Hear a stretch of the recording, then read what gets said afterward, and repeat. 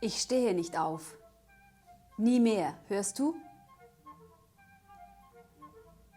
Ich sehe noch vor mir, wie ich aus dem Bett steige, um den Tisch zu decken. Ich rüttle Ernst an der Schulter und sage, es sei Zeit. Lass mich. Seine Stimme klingt belegt. Was ist mit dir? Bist du krank? Ich öffne die Vorhänge. Milchiger Hochnebel. Ernst zieht sich die Decke bis unters Kinn und dreht mir den Rücken zu. Es hat alles keinen Zweck. Ich frage, ob er Fieber habe. Er antwortet nicht, kriecht nur etwas tiefer unter die Decke. Bauchweh? Schlecht geschlafen? Schwer geträumt? Er gibt keine Antwort. Ich versuche meinen Ärger zu unterdrücken und sage so freundlich wie möglich, du kannst doch nicht einfach liegen bleiben.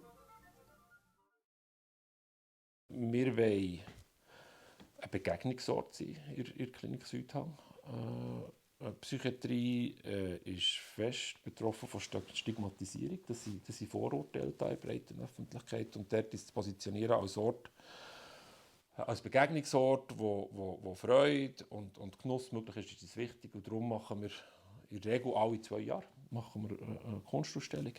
Es ist eine wartende Arche, die auf die Flut wartet. Die Ruder sind bereit, sie ist aber noch abgestützt, bis das Wasser steigt.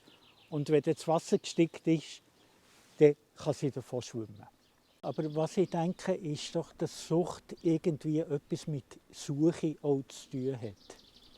Irgendwie mit der Suche in diesem Leben, wo stehe ich, was will das Leben. Und ich glaube, Kunst ist das schlussendlich auch. Aber sie hat wie einen anderen Weg gewählt. Ich tue längere Zeit Musik komponieren, vor allem Songtexte. Ich habe oft gemerkt, dass es mit der Substanz, mit dem Kokain, halt relativ einfach fällt, weil man auch sehr übermutig ist und sehr motiviert. Irgendwo ist ja eine Arche und das Boot bedeutet ja schon irgendwie Rettung und Errettung. Und irgendwie von dem Flut, von dem, was einem überschwemmen will, wo einfach zu viel wird. Und man ist in einem Boot und ist gerettet und in Sicherheit. Im Extremfall ist eigentlich fast kein alltägliches Leben mehr möglich. Also ich denke jetzt an einen Patienten, wo ich das sehr eindrücklich fand. Sein Bewegungsradius war einfach seine Wohnung in einem Hochhaus und dann unten der Coop. Und das war eigentlich so seine Wirkstätte und sozialer Rückzug, keine Kontakte mehr. Scham besetzt natürlich extrem, sich dann auch nichts mehr zutrauen, wenn man es nicht mehr macht. Also es kann eigentlich das alltägliche Leben irgendwie völlig zerstören. Wir haben uns an einer Dorfchilbi kennengelernt. Ernst und ich mit Karussell, Glücksrad und Lebkuchenherzen. Wir essen Zuckerwatte, er schießt für mich eine Rose, gibt mir beim Abschied einen scheuen Kuss auf die Wange und fragt, sehen wir uns mal wieder? Ich arbeite in einer Bäckerei als Verkäuferin. Jeden Tag kommt jetzt der Ernst und kauft 2 Brötchen. Wir gehen ein paar Mal zusammen spazieren. Es dauert ewig, bis er mich endlich fragt. Als wir heiraten, bin ich 21, dunkelblond und voller Lebenslust. Aber das ist lange her und bald nicht mehr wahr. Nun bin ich Mitte 50, der Ernst ist 6 Jahre älter. Manchmal schaut er mich an, wenn er glaubt, ich merke es nicht. Und ich sehe, dass er sich überlegt, wo seine hübsche junge Frau geblieben ist. Clairli kommt verdächtig kurz nach unserer Hochzeit zur Welt, dann Robertli mit den vielen Haaren und schließlich Benny. Ernst ist ein guter Vater. Er verwöhnt seine Tochter, spielt mit den Buben Fußball, schenkt ihnen Schienen und eine Lok von Märklin. Und Sonntag für Sonntag hocken die 3 unten im Keller und bauen Berge und Tunnels mit Zeitungspapier und Fischkleister. Eines Tages sagt Ernst zu mir, sein Chef gehe bald in Pension. Er habe ihm angeboten, die Spenglerei zu übernehmen, was ich davon halten würde. Ich umarme ihn, nicht sorglos, aber glücklich, weil ich weiß, dass er immer von einem eigenen Geschäft geträumt hat. Die Frage ist ein bisschen, wo wollen wir daher mit dieser Klinik? Unsere Vision ist dort ganz fest, so weit dass es geht, Bedürfnisse vom Patienten ins Zentrum stellen. Und was für mich sehr neu ist, die Zeit hier, die ich hier verbringe, erlebe ich mal einfach nur für mich. Ich bin Mami von 4 Kindern und habe viel Zeit immer für andere aufgewendet. Ja, es sind wirklich ganz wertvolle Begegnungen, die man hier hat und Geschichten von anderen, die man hört. Man kann auch sehr hemmungslos erzählen. Man muss keine Scham haben. Man hat ja vielmals so das Gefühl, ja, man hat viel falsch gemacht. Als man überhaupt hier landet, am Anfang vor allem ist es mir so gegangen. Und dann wie mit den anderen zusammen merkt man, es haben ja eigentlich alle die gleichen Probleme. Ich bin aber sicher, dass die Richtung und wie das ein Raum dargestellt ist, ganz stark mit dem Wohlbefinden des Patienten einen Einfluss hat und das sicher auch positiven Einfluss auf die Therapie hat. Ich schreibe gerne schreiben. Ich habe hier ein Südhang-Buch angefangen, wo ich die Kunsttherapie auch viel daran schreiben kann. Einfach, wenn ich Lust habe. Es tut mir während dem Schreiben gut. Ich kann die Sachen wie neu ablegen. Aber das Eindrückliche ist immer in den Schreibgruppen, dass die Leute am Schreiben sind und man sieht so, sie sind intensiv dran, ihren Geschichten am Schreiben.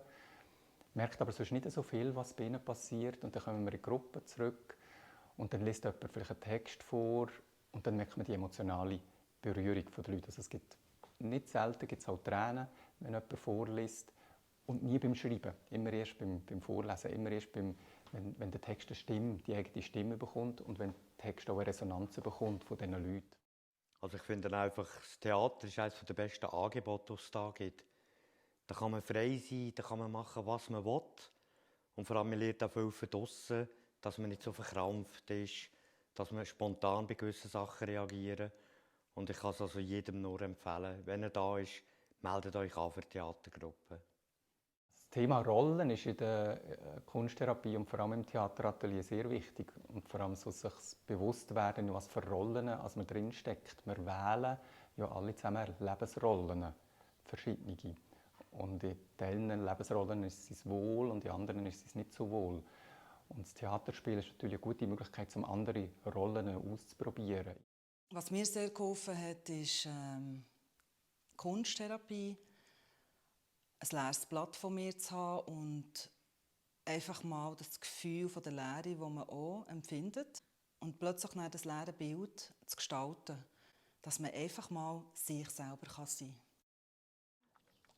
Das Kunsttherapie-Atelier ist so ein Raum, wo leistungsfrei ist und wo die Sachen, die da drinnen entstehen, auch nicht bewertet werden. Das ist ganz wichtig.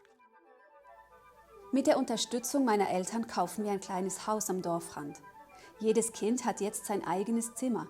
Dazu der Garten, eine Autogarage, ein Bastelraum im Keller.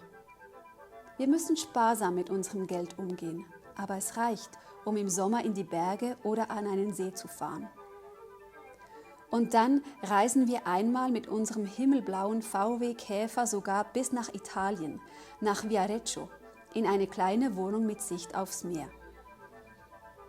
In Viareggio fällt es mir zum ersten Mal auf, wie viel er trinken kann, ohne betrunken zu wirken. Ich sage nichts. Es sind Ferien. Er hat es sich verdient. Ein knappes Jahr später, Ernst ist Anfang 40 und hat schon erste graue Haare, müssen wir Konkurs anmelden. Ernst hockt bis tief in die Nacht im Büro seiner Werkstatt und schreibt Offerten und Rechnungen. Ich schlafe oftmals bereits, wenn er nach Hause kommt. Du musst zu dir Sorge tragen, wir brauchen dich noch, sage ich immer wieder zu ihm und ich hoffe, er weiß, wovon ich spreche. Er winkt ab. Den Fleißigen gehöre die Welt und ein Bier nach Feierabend habe noch keinem geschadet. Ich höre ihm zu und denke, wenn einer so viel schuftet, muss etwas dabei herausschauen. Aber da sind wir in Wahrheit schon längst in den roten Zahlen. Und er sagt kein Wort, bis es zu spät ist. Ja, jetzt stehe ich da und jetzt habe ich ein riesiges Glück. Und ich muss Danke sagen, dass ich hierher gehen konnte. Wirklich schön da.